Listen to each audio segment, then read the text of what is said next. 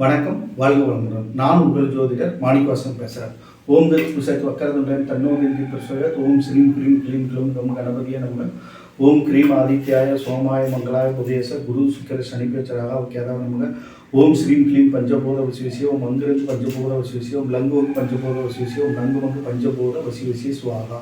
9 நவகிரகங்கள், 5 பஞ்சபூதத்தோட அனுகிரகம் பரிபூர்ணமாக அனைத்து ஜோதிட அன்பர்களுக்கும் ஆன்மீக பெரியோர்களுக்கும் கிடைக்க எம்பெருமான் முருகப்பெருமான மனதார பிரார்த்தனை பண்றோம். ஓம் சரவண பவாய முருகா.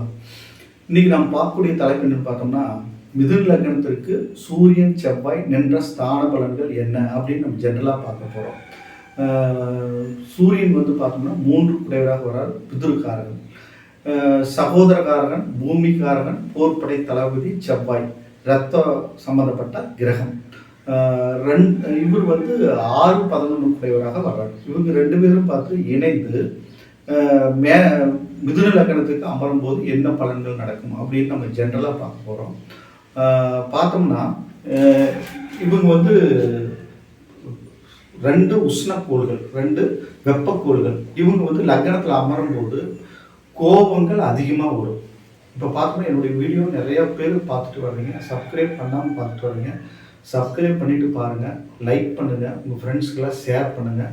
அப்போ தான் நான் வீடியோவில் சொல்லக்கூடிய நல்ல நல்ல விஷயங்கள், பரிகாரங்கள் எல்லாம் மற்றவங்களுக்கும் நீங்களும் பயன்பெறுவீங்க, மற்றவங்களுக்கும் பயன்பெறுவீங்க. அதனால் வீடியோவை சப்ஸ்கிரைப் பண்ணுங்கள், பார்த்து முடிச்சுட்டு ஃப்ரெண்ட்ஸ்க்கெல்லாம் ஷேர் பண்ணுங்கள். இப்போ வீடியோக்குள்ளே போகலாம். இந்த 2 வெப்பக்கோள்களும் இணைந்து லக்னத்தில் ஆகும்போது ஜாதகருக்கு மிகப்பெரிய கோபங்கள் அதிகமாக வரும். கோபத்தின் மூலமாக அநேக கஷ்டங்கள் படுவார். அதே மாதிரி சத்ருஸ்தானாதிபதி ருணரோண சத்ருஸ்தானம், நோய்வாய்ப்படுறது, கடன் ஏற்படுறது, பிரச்சனை ஏற்படுறது, கோர்ட்டு கேஸ் வில்லங்கம் ஏற்படுறது, அநேக விதமான கஷ்டங்களை தான் இந்த 2 கிரகங்களும் இணையும் போது ஏற்படும். ஜாதகர் எவ்வளவு முயற்சி பண்ணல, ஏன்னா முயற்சி ஸ்தானம், வெற்றி ஸ்தானம், 3ஆம் இடத்துல தைரியம் மீறி வெற்றி ஸ்தானம் இல்லையா, அவர் இணையும் போது தைரியத்தோட ஜாதகர் எவ்வளவு முயற்சிகள் பண்ணாலும் அது ஏதாவது ஒரு தடை தாமதத்தினாலே நிற்கும். அதுக்கு காரணம் என்ன? செவ்வாய் தான். செவ்வாயும் சூரியனும் இணைந்து லக்னத்தில் அமரும் போது மிதுன லக்னத்திற்கு அப்போ பார்த்தோம்னா புதனுக்கு செவ்வாய் பகை கிரகம். இவங்க இணைந்து அமரும் போது அநேக கஷ்டங்களை ஜாதகர் படுவார். இதை குரு பார்த்துருந்தாருன்னா ஓரளவுக்கு நிவர்த்தி அடையும்.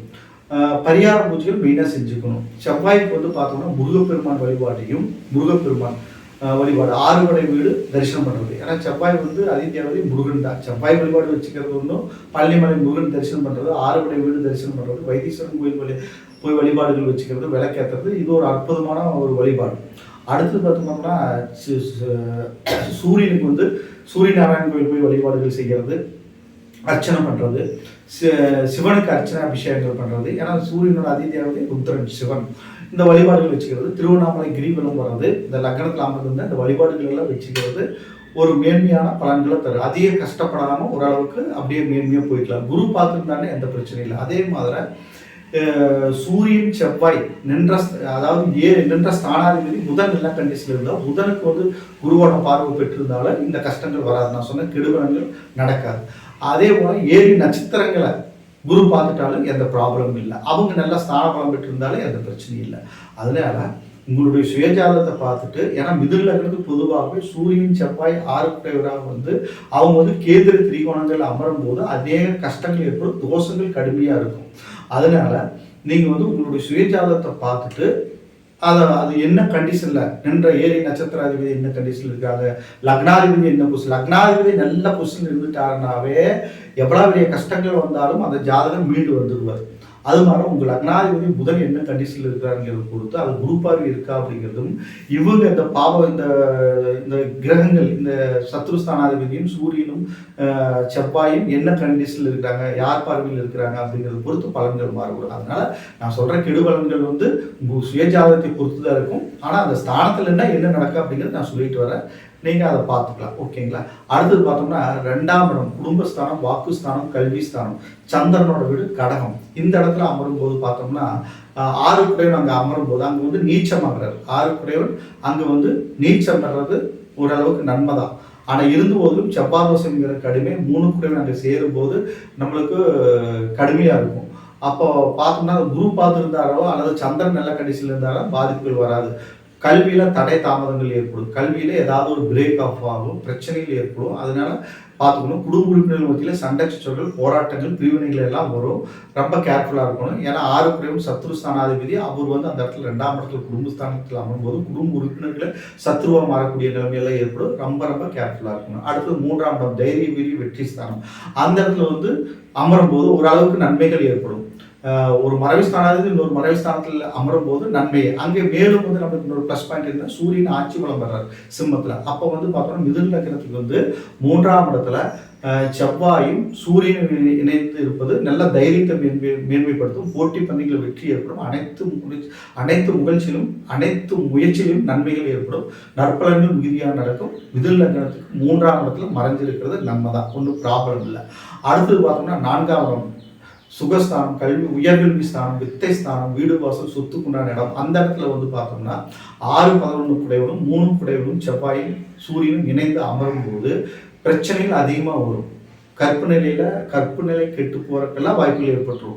அசுபகிரகங்களையும் பார்த்துருந்தாங்கன்ட்டா. ஏன்னா கற்புஸ்தானம்லேயே அது புதன் நல்ல கண்டிஷன்ல இருந்தால் அந்த பிரச்சனை வராது. குரு பார்த்துருந்தா அந்த பிரச்சனைகள் வராது. வீடு வாசல் சொத்து மூலமாக கடன்கள் அதிகமாக ஏற்படும். அதன் மூலமாக கோர்ட்டு கேஸ் ஏற்படும், வில்லங்கள் ஏற்படும், சண்டை சச்சரவுகள் ஏற்படும், விரைய செலவுகள் அதிகமாக ஏற்படும், வாகனங்கள் மூலமாக விரயங்கள் ஏற்படும், பூமியின் மூலமாக விரயங்கள் ஏற்படும், பூமியின் மூலமாக பஞ்சாயத்து ஏற்படும், கோர்ட்டு கேஸ் வில்லங்கள் எல்லாம் வரும். ரொம்ப கேர்ஃபுல்லாக இருக்கணும். 4ஆம் இடத்துல செவ்வாயும் சூரியனும் அமரும்போது மிதுன லக்னத்துக்கு அந்த அளவுக்கு நற்பலன்கள் நடக்காது. ரொம்ப கேர்ஃபுல்லாக இருக்கணும். தந்தையார் உறவுல பிரச்சனைகள் எல்லாம் ஏற்படும். செவ்வாய் வந்து கோபம் அதிகமாக வரும். கோபத்துக்கு மெயினாக ஜாதகம் வந்து சூரியன் செவ்வாய் இணைந்திருந்தாங்கன்னா அது புதனோட வீடு. மகாவிஷ்ணு வழிபாடு வச்சுக்கணும். ஸ்ரீரங்க வழிபாடு, குருவாயூரப்பன் தரிசனம் பண்ணுறது, அப்புறம் முருகப்பெருமான் வழிபாடு, சிவன் பெருமானோட வழிபாடு, ஏற்கனவே நான் சொன்ன மாதிரி வழிபாடுகள் வச்சுக்கிறது நற்பலன்களை மிகுதியாக தரும். ஓரளவுக்கு நற்பலன்களை தரும். அது குரு பார்த்துருந்தானே நன்மைகள் நடக்கும். நான் சொன்ன கெடுபலன்கள் நடக்கிறதுக்கு வாய்ப்பு இல்லை. அதே மாதிரி புதன் நல்ல கண்டிஷனில் இருந்தாலும் கெடுபலன்கள் நடக்கிறதுக்கு வாய்ப்புகள் இல்லை. அடுத்து 5ஆம் இடம் பூர்வீ ஸ்தானம். அந்த இடத்துல துலாம். இந்த இடத்துல வந்து பார்த்தோம்னா சுக்கரனோட வீடு. இந்த இடத்துல வந்து சூரியனும் செவ்வாயும் இணையும் போது பகை கிரகங்கள். அந்த இடம் வந்து சுக்கரனுக்கு வந்து இந்த 2 கிரகங்கள் பகை கிரகங்கள்.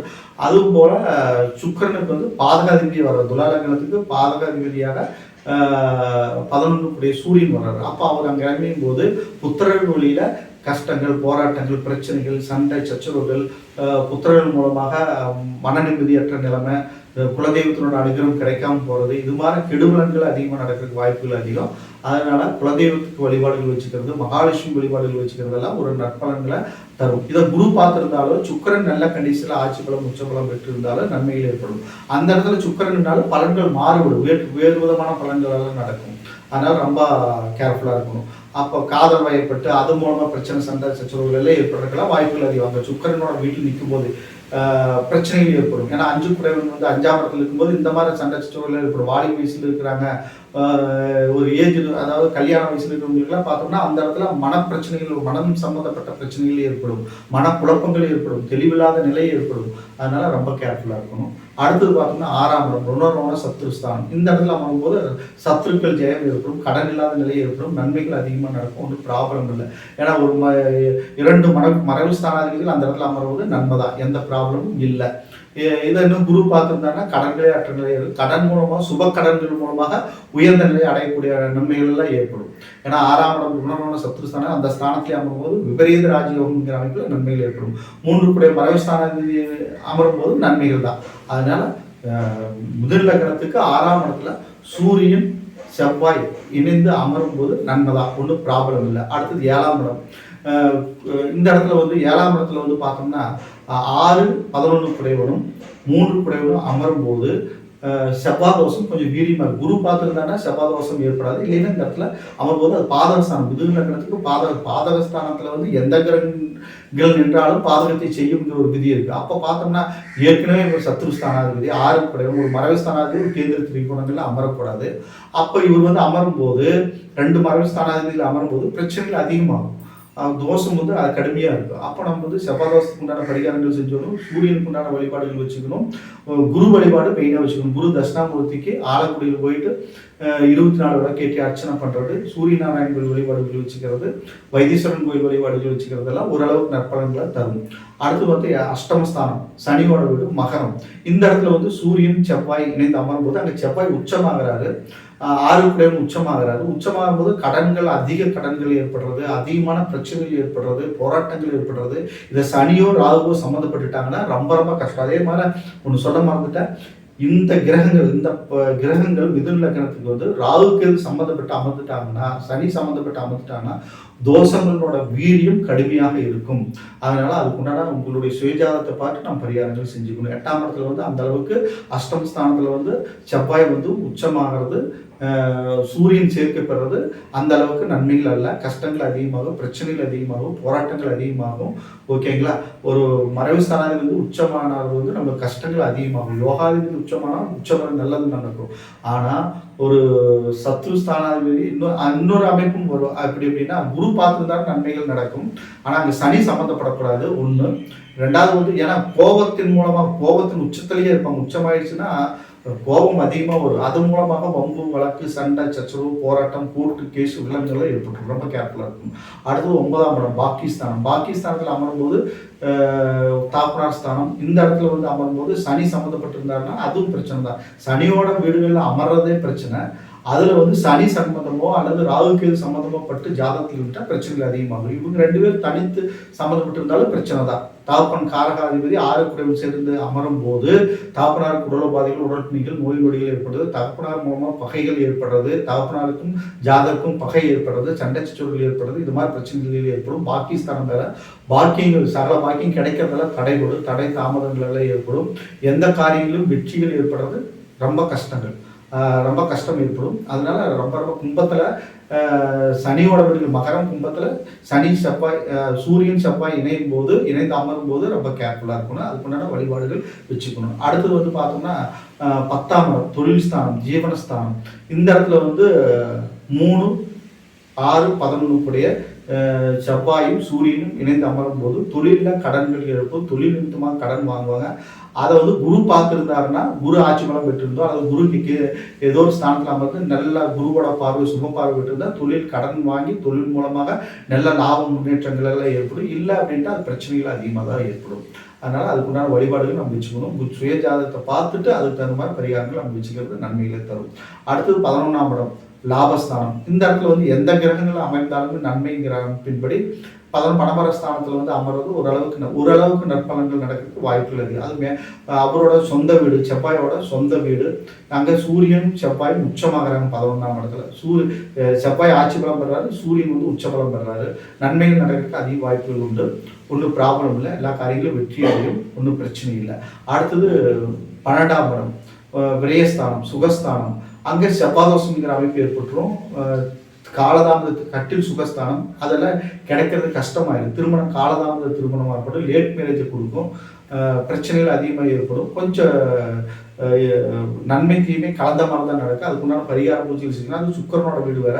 மெயினாக திருமணம் காலதாமத திருமணத்தை தந்துடும். 12ஆம் இடத்துல செவ்வாய் சூரியன் மிதுன லக்னத்துக்கு அமரும் போது காலதாமத திருமணத்தை தந்துடும். விரயங்கள் ஏற்படும், ரொம்ப கேர்ஃபுல்லாக இருக்கணும். இப்போ பார்த்தோம்னா 12 மிதுன லக்னத்துக்கு 12 ராசியிலும் சூரியனும் செவ்வாயும் இணைந்த பலன்களை ஜென்ரலாக பார்த்தோம். இந்த வீடியோ பார்த்து முடிச்சுட்டு சப்ஸ்கிரைப் பண்ணுங்கள், பெல் சிம்பிள் அமைக்கணும், உங்கள் ஃப்ரெண்ட்ஸ்க்கெல்லாம் ஷேர் பண்ணுங்கள். என்னிடத்துல ஜாதகம் பார்க்கணும், பிரச்சனை பார்க்கணும், திருமண பொருத்தம் பார்க்கணும்னா என் நம்பருக்கு நீங்கள் கான்டெக்ட் பண்ணுங்கள். வணக்கம், வாழ்க வளமுடன்.